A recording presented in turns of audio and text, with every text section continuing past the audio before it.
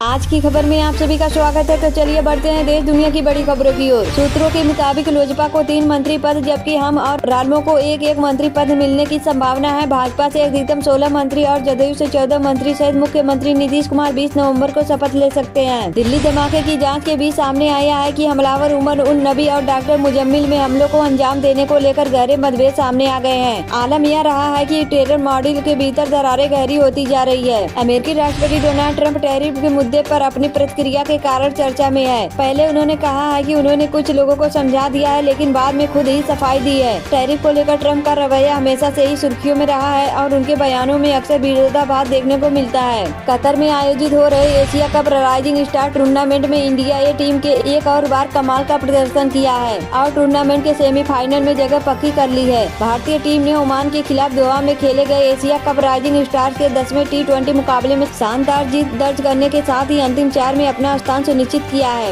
इस बीच नीतीश कुमार ने मंगलवार को पटना के गांधी मैदान में 20 नवंबर को होने वाले शपथ ग्रहण समारोह के स्थान का निरीक्षण किया। माना जा रहा है कि वह बुधवार को मुख्यमंत्री पद से इस्तीफा देंगे और अगली सरकार बनाने का दावा पेश करेंगे। बिहार में सीएम के नाम पर लगी मुहर जेडीयू विधायक दल की बैठक में नीतीश कुमार चुने गए नेता। बिहार में 20 नवम्बर को नई सरकार का गठन होगा। चुनावी परिणाम के बाद से सीएम पद पर चल रहा विवाद अब खत्म हो गया है। एनडीए ने सर्वसम्मति से अपना नेता चुन लिया है। आज विधायक दल की बैठक में नाम का आधिकारिक ऐलान हो जाएगा। देश विरोधी गतिविधियों का केंद्र बनी अल फलाह यूनिवर्सिटी से फरार डॉक्टर निसार की पत्नी और बेटी को जांच एजेंसियों ने हाउस अरेस्ट कर लिया है। सूत्रों के माने तो दोनों को यूनिवर्सिटी में ही हिरासत में लेकर पूछताछ की गई है। इसके साथ ही एमबीबीएस कर रहे 10 छात्रों के फोन भी जब्त कर लिए गए हैं। उनके फोन का भी रिकॉर्ड खंगाला जा रहा है। रूसी राष्ट्रपति पुतिन से मिले विदेश मंत्री जयशंकर। दो दोस्त देशों पर दी कौन सी बड़ी जानकारी। विदेश मंत्री एस जयशंकर ने मंगलवार को क्रेमलिन में रूस के राष्ट्रपति व्लादिमीर पुतिन से मुलाकात की और उन्हें भारत रूस वार्षिक शिखर सम्मेलन की तैयारियों के बारे में बताया। पीएम किसान योजना से जुड़े किसानों के लिए आज का दिन बेहद खास है, क्योंकि आज योजना की 21वीं किस्त जारी होनी है। सीजेआई गवाही ने जस्टिस भुइया के असहमतिपूर्ण फैसले को प्राप्त करने के बाद एक प्रत्याशित कदम उठाया है। फैसले में कोई बदलाव नहीं हुआ। सीजेआई गवाही ने घोषणा की है कि उन्होंने अपना असहमतिपूर्ण फैसला प्राप्त करने के बाद भी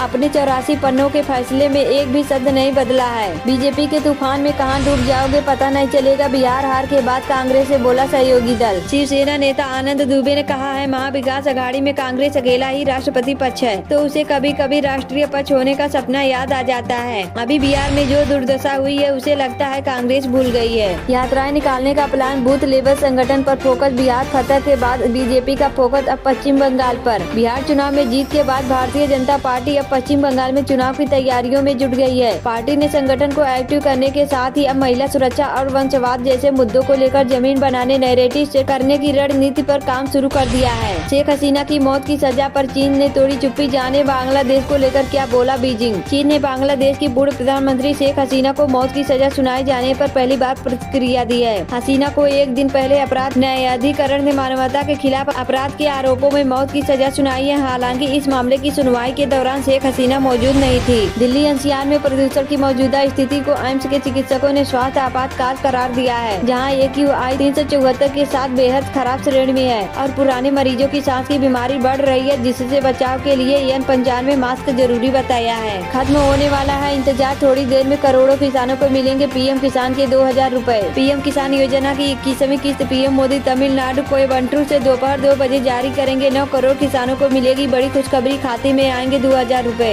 NIA की 24 मार्च 2023 की चार्जशीट के अनुसार अनमोल बिश्नोई और गोल्डी बर्राड अमेरिका से बिश्नोई गैंग की वित्तीय और लॉजिस्टिक गतिविधियों को संभालते थे। दोनों कई प्रो खालिस्तान संगठन से जुड़े लोगों के लगातार संपर्क में थे। रिपोर्ट के मुताबिक BMW को एक 19 वर्षीय युवक चला रहा था। युवक पर खतरनाक तरीके से गाड़ी चलाने, लापरवाही बरतने और एक गर्भवती महिला की मृत्यु का आरोप लगाया गया है। शपथ ग्रहण से पहले नीतीश कुमार के बेटे निशांत ने कह दी बड़ी बात। एनडीए की जीत के लिए निशांत कुमार ने बिहार की जनता को धन्यवाद दिया। कहा कि हमारी पार्टी के कार्यकर्ता हो या बीजेपी, लोजपा, जीतन राम मांझी, उपेंद्र कुशवाहा, सबकी मेहनत है। फरीदाबाद विस्फोटक बरामदगी और दिल्ली ब्लास्ट की जांच में लगी सुरक्षा एजेंसी आतंक गर्लफ्रेंड शाहीन को लेकर एक के बाद एक राज खोल रही है। तबलीगी जमात से जमाती जकात के नाम से शाहीन और आतंक से जुड़े लोगों को टेरर फंडिंग हुई थी। इन पैसों से ही आतंक का सामान खरीदे गए थे। ये फर्जी किंग है। बाबर आजम ने कटवाई ना किसी तरह बची जिम्बाब्वे के आगे पाकिस्तान की लाज। त्रिकोणीय सीरीज के पहले मैच में पाकिस्तान के बाबर आजम की जिम्बाब्वे के खिलाफ हालात खराब हो गई है। बाबर आजम मुकाबले में अपना खाता भी नहीं खोल पाए बाबर आजम सिर्फ 3 गेंद का सामना कर चलते बने, जिससे उनकी जमकर खजियत हो रही है।